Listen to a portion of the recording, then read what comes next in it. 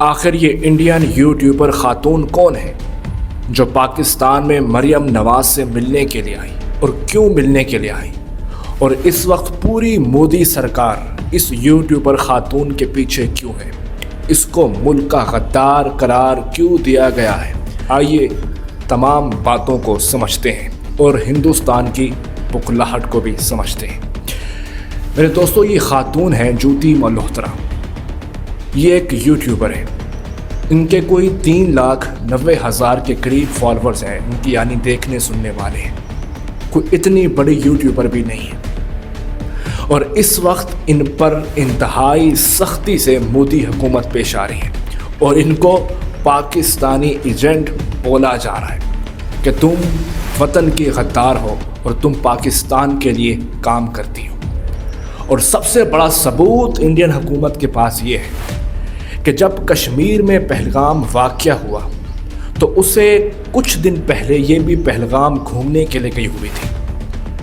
یہ ہے سب سے بڑا ثبوت۔ یعنی جس طرح مری ہے، مری ایک گھومنے کی جگہ ہے، وہاں پر لوگ جاتے ہیں گھومنے کے لیے۔ خدا نہ خواستہ مری میں کوئی ایسا واقعہ ہو جائے تو پاکستانی حکومت تمام گھومنے والوں کو پکڑ لے کہ تم بھی مری گئے ہوئے تھے، تم ہندوستانی ایجنٹ ہو۔ یہ اس طرح کی بات ہوئی۔ بھئی پہلگام تو ہے ہی گھومنے کی جگہ، وہاں تو لوگ جاتے ہیں گھومنے، اور یوٹیوبر تو خاص طور پر ایسی جگہوں پہ جاتے ہیں جہاں پر خوبصورتی ہو، تاکہ ان کے ولاگ ویڈیوز وغیرہ بن جائیں۔ اور دوسری بات، یہ مریم نواز سے کیوں ملنے کے لیے آئی؟ دیکھیں، جس طرح دنیا بھر سے مہمان آتے ہیں ملکوں کا وزٹ کرنے کے لیے، یہ اسی طرح جوتی ملہوترا بھی پاکستان آئی وزٹ کرنے کے لیے، کیونکہ ہمیشہ نفرت ہندوستان سے رہتی ہے، پاکستان سے نہیں۔ ہندوستان سے کافی سکھ ہیں جو پاکستان آتے ہیں اور بڑی عزت کے ساتھ واپس بھی جاتے ہیں۔ جوتی ملہوترا بھی اس طرح پاکستان کے دورے پہ آئی تو وہ مریم نواز کو ملی، اور اس نے ان کے ساتھ ایک ولاگ کیا چھوٹا سا، اور ایک ویڈیو بنائی۔ اب اس ویڈیو کو لے کر پوری مودی حکومت پریشان ہے کہ تم نے ان کے ساتھ ویڈیو کیوں بنائی، لہٰذا تم پاکستانی ایجنٹ ہو، غدار ہو۔ یہاں سے آپ ہندوستانی حکومت کی بکھلاہٹ دیکھ سکتے ہیں۔ جب ان سے کچھ نہیں بن پایا تو آخر انہوں نے یوٹیوبرز کو پکڑ لیا کہ تم پاکستان کے لیے کام کرتے ہو۔ اس کے دو ہی مقصد ہیں، ایک یہ کہ سچ کو چھپایا جائے، اور دوسرا خوف کی فضا کو پھیلایا جائے۔ یعنی پورا ہندوستانی میڈیا جو مودی کی حکومت پہ ناچتا ہے، اب جو حقیقت ہے وہ یوٹیوبرز ہی سامنے لے کے آتے ہیں، سوشل میڈیا سے ہی سامنے آتی ہے۔ اور جوتی ملہوترا جیسے ایسے کئی لوگ ہیں جن کو پکڑ لیا جائے اور باقی لوگ بھی ڈر جائیں کہ آپ کو جو بھی بولنا ہے جھوٹ ہی بولنا ہے اور پاکستان کے خلاف ہی بولنا ہے۔ آپ نے بس رٹا لگا لینا ہے کہ جو بھی کچھ ہو رہا ہے اس کے پیچھے پاکستان ہے۔ انڈیا میں چینی کم ہو گئی ہے تو پاکستان کا قصور ہے، انڈیا میں پیٹرول مہنگا ہو گیا تو پاکستان کا قصور ہے، انڈیا میں بجلی مہنگی ہے تو سید آصف منیر کا قصور ہے۔ یعنی انڈین حکومت مودی سرکار اس حد تک پریشان ہو گئی ہے کہ اب وہ خوف کی فضا سے سچ کو چھپانا چاہتی ہے۔ لیکن ایک سوال ہے، تم تو کہتے ہو کہ پاکستان تو کچھ نہیں ہمارے سامنے، پاکستان کہاں، ہندوستان کہاں؟